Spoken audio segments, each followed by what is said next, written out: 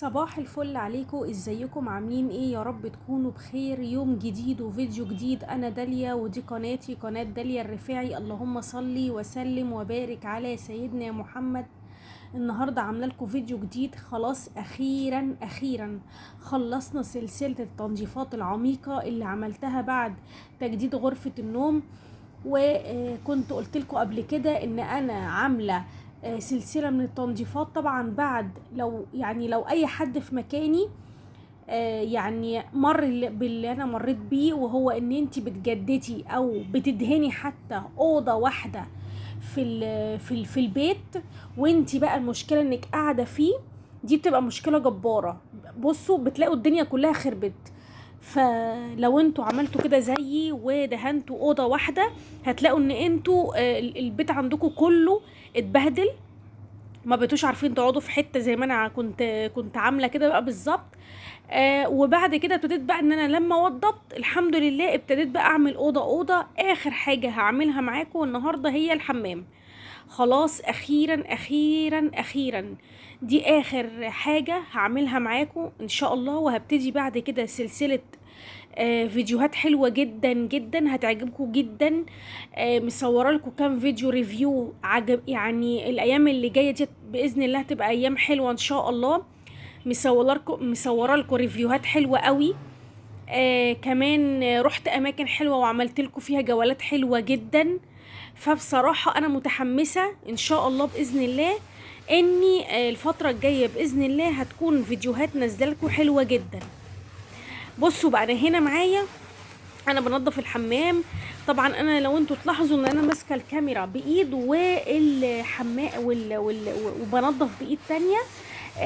بسبب ان هنا الحمام عندي انا مش حمامي كبير، انا حمامي صغير.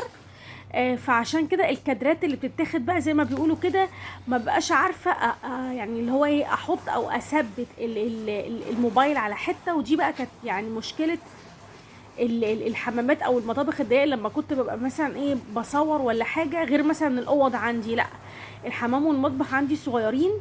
فلما ببقاش عارفه احط الستاند بتاع الموبايل فين. فدي كانت تبقى مشكله كبيره قوي. يعني ناس كتير قوي هتحس بالموضوع ده لان مطابخها او حماماتها ضيقه زي كده. فبضطر ان انا امسك الموبايل بقى كده بايد واصور بالايد وانضف بايد تانية. فهتلاقوا ان الكاميرا بتروح وتيجي وتطلع وتنزل مطرح ايديا يعني. اول حاجه انا بعملها، انتوا اول ما بتدخلوا انا الحمام بتاعي اول ما تدخلوا على اليمين بتلاقوا الغساله. بعد كده انا حاطه هنا البانيو. وبعد كده في الوش بيبقى اللي هو الحمام نفسه، وبعد كده الحوض. بصوا بقى انا هنا اهو احلى حاجه بنضف بيها. انا اول حاجه بعملها الجزء اللي هو بتاع الغساله، انا ما بجيش جنبه خالص. يعتبر هو بيبقى نظيف وكل الاستعمال بتاعه هو الغساله وبس. السيراميك حتى اللي ورا الغساله بعمله بس كل فين وفين، يعني لان هو تقريبا ما بيتوسعش. انا المشكله عندي كلها كانت بتبقى في الجزء اللي هو بتاع البانيو والحيطه اللي هي فوقيه ده، علشان طبعا الاستحمام وكده هوت. فدايما تلاقيه مجير يعني. انا تقريبا مثلا كل مثلا اسبوع بعمله، بس دايما تلاقوه مجير. يعني بعد يومين ثلاثه تلاقوه على طول جير، معرفش ايه السبب. خصوصا كمان في الشتاء بخار الميه السخنه مع طبعا القفله بتاعه الحمام بتخلوه يجير بسرعه جدا. انما انا في الصيف يمكن الدنيا احسن شويه علشان نستحمى بميه فتره، لكن في الشتاء بيبقى الموضوع صعب جدا. انا هنا اول حاجه بعملها هي البانيو بالحيطه اللي فوقيه، الحيطتين اللي فوقيه بعملهم وبعمل البانيو.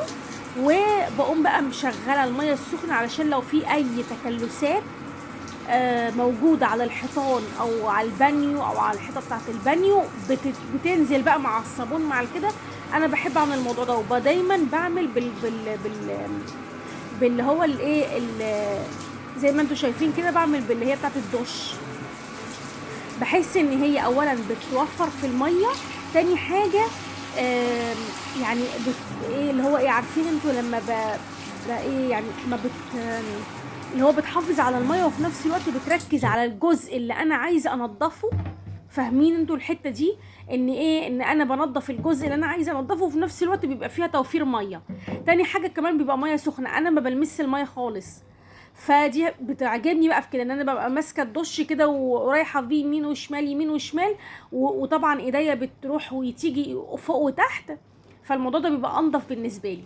بعد ما بخلص الجزء بتاع البانيو باجي بقى على الجزء بتاع الحوض. اخر حاجه بعملها هي الحمام نفسه والقعده الحمام نفسها والارض. لكن اول حاجه بعملها هي الحيطه اللي هي بتاعه البانيو بالبانيو، بنضفها وخلاص. بعد كده بتجه بقى للجزء اللي هو بتاع الحوض. واخر حاجه ان شاء الله باذن الله هتبقى اللي هي قعده الحمام بالارض. بصوا بقى انا هنا اهو بعمل الحوض كويس جدا. انا طبعا بقالي بقى يعني عايزه اقول لكم بقالي فتره كبيره جدا ما عملتوش، لان طبعا الصنايعيه بقى داخلين خارجين داخلين خارجين. ف يعني ايه، وده طبعا بيستخدموا الحمام. طبعا انا يعني انا طبعا بنظف بعد ما هم يعني بعد ما هم بيمشوا كل يوم. بس التنظيف اللي هو ايه، يعني مش التنظيف ده، لا، التنظيف اللي هو من فوق الوش، لان انا عارفه ان تاني يوم هيتعك تاني، فهيبقى تعب بالنسبه لي. فلكن انا بنضف التنظيف اللي هو ايه، ممكن انا ايه، يعني مثلا قعده الحمام بنضفها طبعا، لازم ارش فوقيها ديتول كلور كده. دي اساسيه، دي لازم كل يوم اعملها، خصوصا لو في حد غريب موجود معاك في الشقه.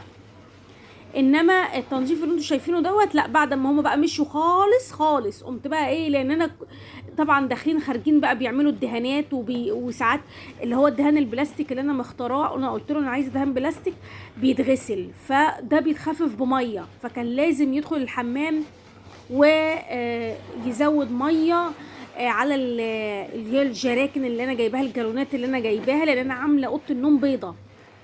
ما كانش ركب الوان ولا حاجه. انا قلت له انا مش هتعبك بقى، ولا هنركب لا الوان ولا كمبيوتر ولا يدوي ولا حاجه. حبيت ان انا اوحد في الالوان، خليتها ابيض كده شاهق. قلت علشان الابيض ده، بصوا الابيض ملك الالوان. الابيض مهما يفوت عليه الزمن وتطلع الوان والوان ترندت وتنزل الوان والوان تبطل والوان ترجع موضه، الابيض هو الابيض. انا كان ممكن قوي اعمل اوضه النوم اللي هو رمادي، بس ما حبيتش.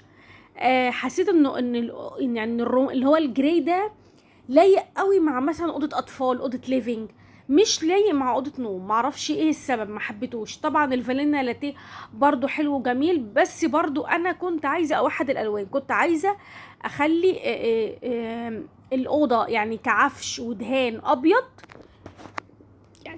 يعني لون العفش ابيض ولون الدهان ابيض، واوحد في اللون. يعني اللي يكسر اللون هو السرير اللي هو الكشميري اللي انا عاملاه، ولون اللهم صل على النبي، لون الملايه بقى هو اللي بقى دلوقتي. انا الحمد لله اي لون انا بحطه ملايه بيظهر. ليه؟ لان انا موحده الالوان. يعني دايما لما تعملوا حاجه زي كده او تجددوا، دايما تخلوا الموضوع كله في لونين 3. يعني الدنيا كلها في لونين 3، اذا كان عفش ولا ارض ولا حيطان ولا ملايات او كساوي او اي حاجه، خلوه في الموضوع بتاع لونين او 3، ما تدخلوش اكتر من 3 الوان. اقصى حاجه 3 الوان. كل ما الالوان بتتوحد كل ما بتدي راحه للعين خطيره خطيره خطيره. والموضوع ده انا فعلا جربته، وفعلا بيدي راحه نفسيه حلوه جدا جدا جدا. بصوا انا بقى هنا بعمل اخر حاجه معاكم اللي هو ارضيه الحمام. كان بقالها بقى زمن يمكن عملتها يمكن 3 4 مرات.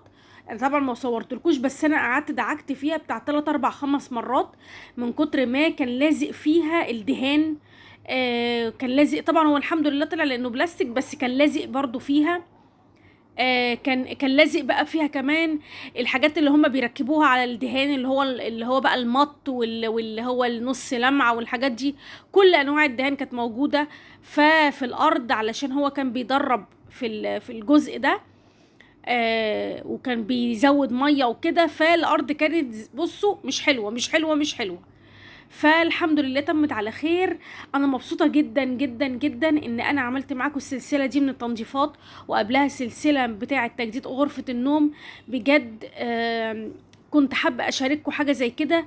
يا رب يكون الفيديو يكون خفيف عليكم. ودي اخر حاجه بقى انا بعملها، ان انا بعمل يا اما بعطر، يا اما انا عندي دوني. كنت حابه كده عايزه اغير يعني ريحه الحمام كده، بدل ما كل يوم بعمل جيتول وكلور. فالنهارده قلت لا، لازم اخلي بقى ريحه الحمام حلوه يعني. فجبت دوني وزودته بشويه ميه. طبعا هو كلكع في الاول، كان المفروض ادوبه، بس لا، ادى في الاخر ريحه حلوه قوي قوي بصراحه. دوني بيبقى، ودون الاسود، دوني الاسود ده بيدي ريحه فظيعه. جربوه بجد، هيعجبكم جدا جدا جدا. اللي ما شافش الفيديوهات اللي قبل كده يخش يتفرج عليها، بجد هتعجبكم جدا وهتستفادوا. وفي بس اخر معلومه هقولها. ادخلوا على القناه، هتلاقوا الشريط في الاول خالص مكتوب عليه الاسم، الصفحه اللي هي الرئيسيه، بعد كده الفيديوهات، المنتدى، قوائم التشغيل. هتخشوا على قوائم التشغيل، هتلاقوا تجديد غرفه النوم. لو سمحتوا شوفوا الفيديوهات دي، هتستفادوا جدا جدا جدا منها. يا رب يكون الفيديو عجبكم. ودي اخر حاجة بقى، خلاص دي اخر جولة اهو. انا هنا علقت الستاير. الستاير دي يعني بصوا، انا معرفش اعيش من غيرها، لان الستارة دي هي اللي بتفصل ما بين البانيو وما بين الغسالة، بتمنع شوية من المية اللي بتيجي عشان ما تجيش على الغسالة وتعمل لي بارومة. فانا بالنسبة لي الستاير دي معرفش اقعد من غيرها، لازم لما اغسلها احطها تاني لازم. دي بقى اخر حاجه، دي اهو، دي اخر حاجه جوله في الحمام بعد ما اكون خلصت خلاص. اخيرا خلصت وخلصت. بصوا بقى، انا بقول لكم هنا، انا بتاعه الدش دي انا هعلقها دلوقتي. و عايزه اوريكم بس شكل الستاير في الاخر عامل ازاي. انا جبتها لون، انا برضو على فكره جبتها من العتبه، من سلسله التجديدات يعني وكده، ولسه حطاها جديد. وحتى هنا كنت بعمله اقول لكم ايه يعني، ايه المها ولا اخليها، المها ولا اخليها، بس في الاخر خليتها.